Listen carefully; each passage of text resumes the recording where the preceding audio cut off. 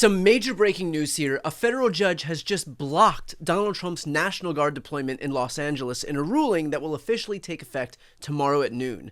The judge wrote, "At this early stage of the proceeding, the court must determine whether the president followed the congressionally mandated procedure for his actions. He did not. His actions were illegal, both exceeding the scope of his statutory authority and violating the 10th Amendment to the United States Constitution.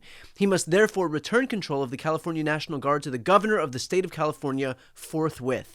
Gavin Newsom came out and applauded the decision, writing, "Breaking, the court just confirmed what we all know. The military belongs on the battlefield, not on our city streets. This win is not just for California, but the nation. It's a check on a man whose authoritarian tendencies are increasing by the day.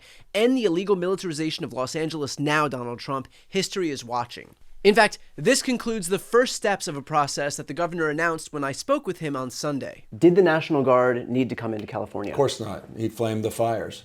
This is exactly what he wanted. This is what he intended by illegally acting to federalize the National Guard. We're going to be initiating a lawsuit first thing tomorrow morning, and it did exactly what we told his team it would do. It would inflame the anxiety, it would inflame the conditions.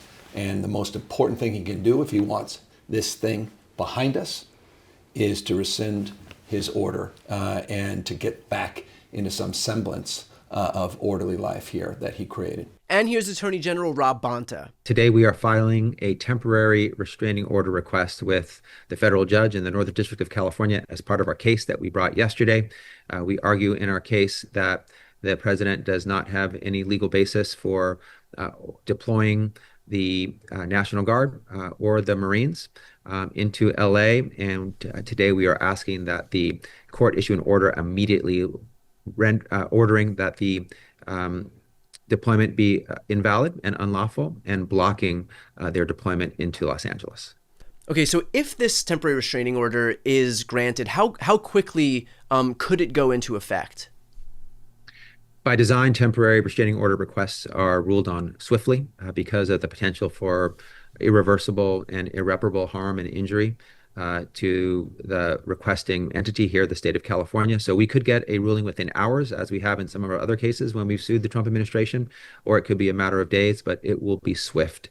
We should get an order by the end of this week. Yeah, it turns out both Gavin Newsom and Rob Bonta were correct, and a federal judge agreed. Now, before we get into the implications of this, let's be crystal clear about what Trump was trying to do here. This wasn't some routine deployment to help with a natural disaster or border security. This was Donald Trump attempting to use federal military forces to incite violence among Americans in an American city in an effort to get people to stop talking about his feud with Elon Musk and his disastrous budget bill. He viewed the illegal occupation of a U.S. city as an appropriate, shiny object to wave around to help himself politically. But here's the thing, as Trump was duly reminded of tonight, just because you're president doesn't mean you get to ignore the Constitution. It doesn't mean you get to deploy military forces wherever you want, whenever you want, just because you slap the word emergency on it as some tenuous justification. And that's exactly what this judge recognized when he issued this ruling. Now, the judge did pause the ruling until tomorrow at noon, which I'll admit gives me some pause because let's be honest about what this means. It gives Donald Trump and his legal team 24 hours to either comply with the ruling or find some way to circumvent it. And if we've learned anything about Trump over the past decade, it's that he views any legal constraint as merely a suggestion.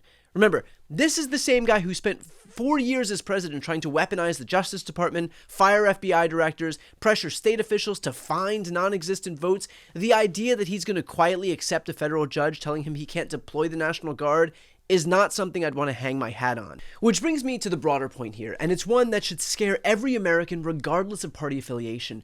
What we are seeing is a systematic attempt to militarize domestic law enforcement under the pretense of emergency powers.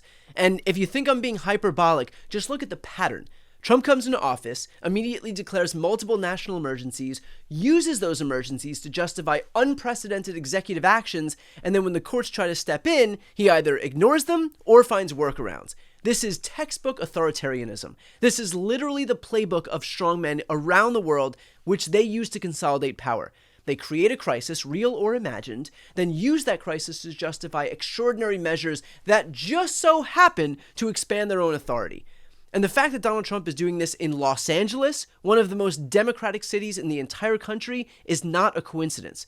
This is about sending a message. If you oppose me, I will use the full force of the federal government against you. The question now is whether this ruling is going to hold and whether other judges are going to follow suit. Because make no mistake, Trump is going to test every single guardrail in our system. He's going to push the boundaries of executive power in ways that would make Nixon blush.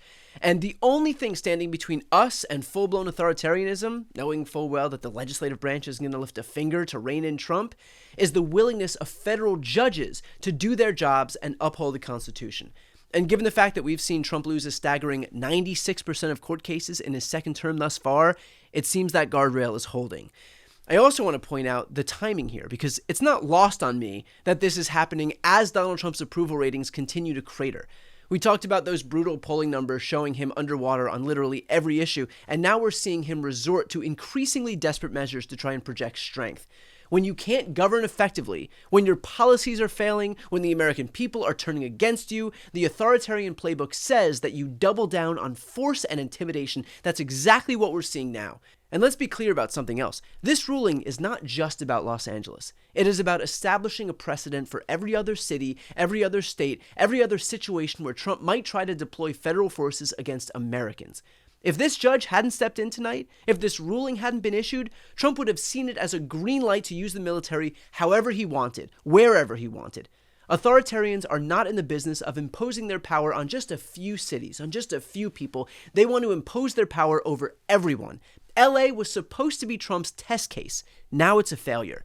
So at this point, we've got until tomorrow at noon to find out whether Trump is going to respect this ruling or try to defy it.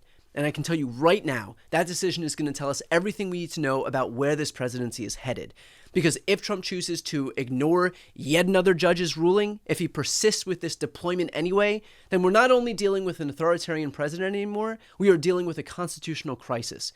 The bad news for Trump is that his path to total power was never going to be easy, but after tonight, it gets exponentially more difficult.